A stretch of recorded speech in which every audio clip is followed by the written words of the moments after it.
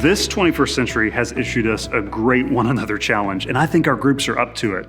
The question is, how do we continue to practice over 50 commands of the New Testament that involve our direct physical ministry to one another and our neighbors when we have continued physical distancing, crazy schedules, tense elections, wildly different considerations and convictions around everything from health to raising children to retirement, you name it.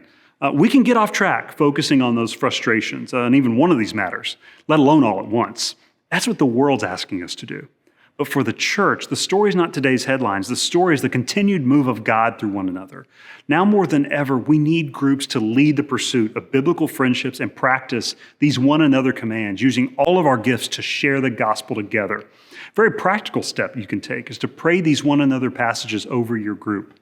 Whether meeting in person, calling or texting one another, maybe meeting for coffee, a retreat, a play date, or to pray specifically over one another, you can tangibly ask the Lord to make these commands an increased reality in your shared ministry and multiplication. They're the game plan. They're the prayer list.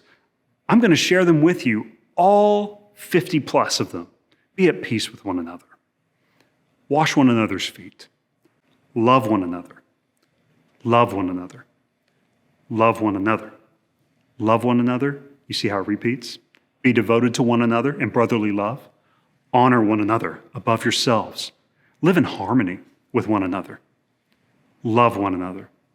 Stop passing judgment on one another. Accept one another then, just as Christ accepted you. Instruct one another. Greet one another warmly.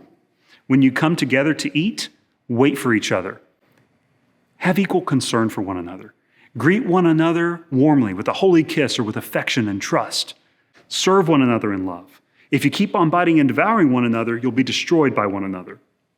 Let us not become conceited, provoking and envying one another.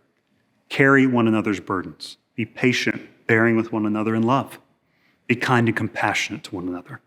Forgive one another. Speak to one another with psalms, hymns, and spiritual songs. Submit to one another out of reverence for Christ. In humility, consider others better than yourselves. Do not lie to one another. Bear with each other. Forgive whatever grievances you may have with one another. Teach one another. Admonish one another. Make your love increase and overflow for one another. Love one another. Encourage one another. Encourage one another. Build each other up. Encourage one another daily, just on repeat. Spur one another on toward love and good deeds. Encourage one another. Do not slander one another. Don't grumble against one another. Confess your sins to one another. Pray for each other. Love one another deeply from the heart. Live in harmony with one another.